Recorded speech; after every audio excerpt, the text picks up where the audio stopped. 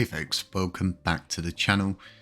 So let's just jump straight into it. Everything's going really well, and we're treading these milestones as we're walking along this road to parity. Everything's looking good. The charts are looking good. We're seeing a good response. We are seeing the fruits of our labor, so to speak. Everybody seems to be getting along a lot better. People are just ignoring those bad actors and just simply moving forward with what is here at hand. So there's a lot that goes into reaching parity, and the estimated date is the end of this month. So that's the 31st. We're going to know if that date is set in stone in around a week. If they need more time, if they need less time, possibly could come earlier. Who knows? What we do know is we are right on the verge of parity. This is huge because basically getting up to par with the rest of the cosmos and ensuring that, you know, even our smart contract libraries and the different kind of Swagger systems that are in place, we're utilizing and using them. And this all comes under the banner of seeing stuff over at, I don't know, Luna, and wanting to be able to utilize that over here on Luna Classic, seeing stuff on Atom, and it's all going to change. This is insane. I think what's going to happen is all going to happen so fast and so quickly that pretty much you either bought the bottom or you didn't buy the bottom, and it was kind of like what happened before. Before we knew it, we were already at higher highs and higher lows, and we were moving up 13x in price. That was a huge move. I believe there's a huge move like this pending for us in the future, but there is a lot of work that goes into it, especially with this USTC repeg situation.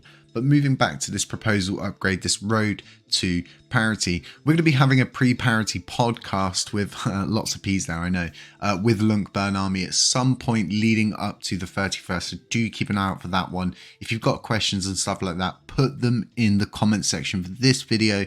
I'm going to come back to this specific video, and we're going to use this to draw questions, and then also from the Telegram group as well. So we've got lots of different stuff in this. There's no point me just reading stuff off to you because it's just gobbledygook to most people. What this ultimately means is that things are happening, and there was always a huge issue when Tobias was a lead developer with this nuclear option. The nuclear option was just simply just destroying all the smart contracts on the blockchain and starting from fresh. That's really cool from his point of view and really easy for him, but you know, just destroying all of the different smart contracts on chain. Yes, you wipe out the zombie contracts, but you also wipe out a lot of projects, and those projects have to rebuild those smart contracts.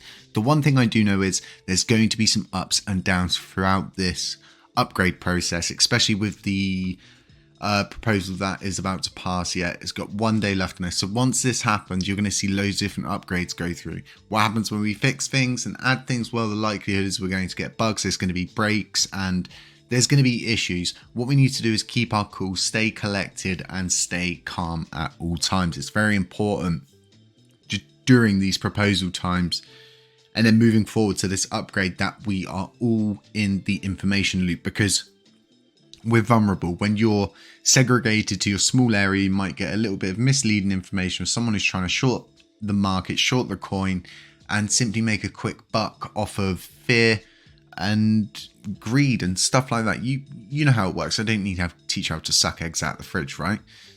These other 4 proposals that are up, if you're confused about them, you can head over to the Telegram group.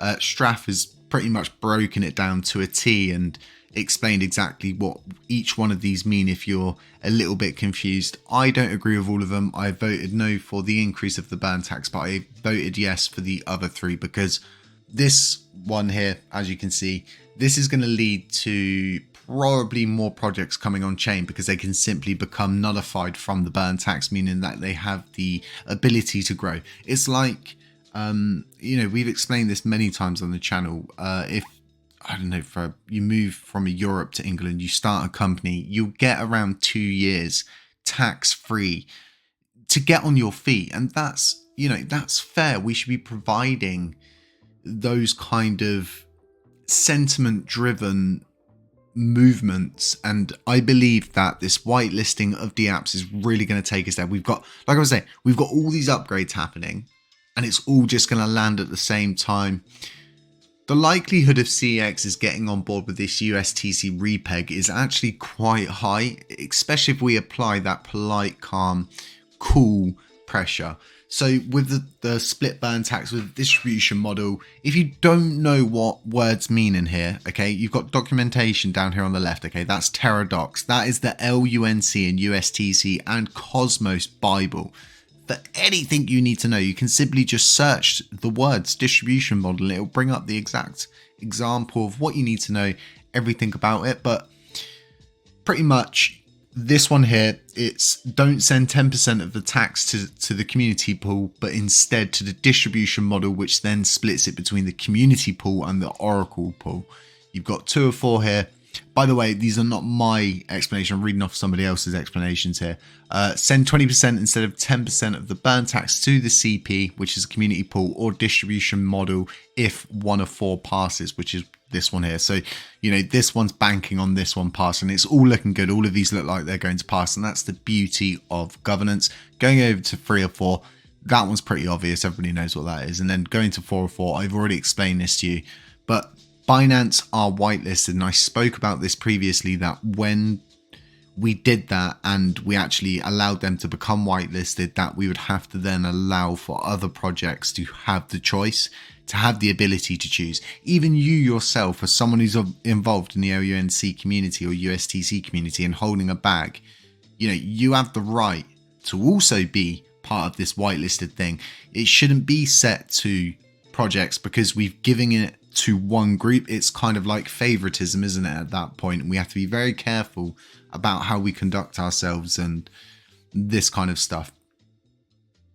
There's lots of good, so I've not seen this many good things going on for a while, and then anything that's, you know, a little bit buggy, a little bit sketchy, bad actors, they're simply just being ignored. They're not getting the attention that they want. And because they're not getting that, they're getting bored because they're just not getting a reaction. They've got no one to speak. They've got no one to argue with. And that's what they want. They just want to argue with people.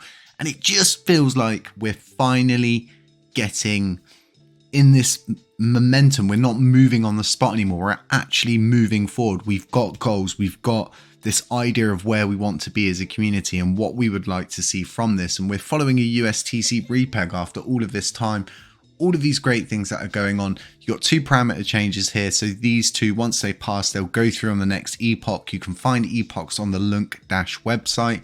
These 2 are both text proposals. So guess what? They're going to need manual implementation. As to when they're going to be done, I don't know, because I don't know defunct. I don't have a direct line to them and I don't have a crystal ball. But they are text proposals. They are going to need manual implementation. So in other good news, huge movements inside the HTC factory, which is just myself now, since everything happened where I had to go away from operations and everything like that. Everything is just going amazing. If you're wanting to become part of the hatchery, if you missed out on the OG Penguin collection, you're definitely going to want to join the Telegram group, join the LUNC Penguins Telegram group as well. So much good stuff going on there.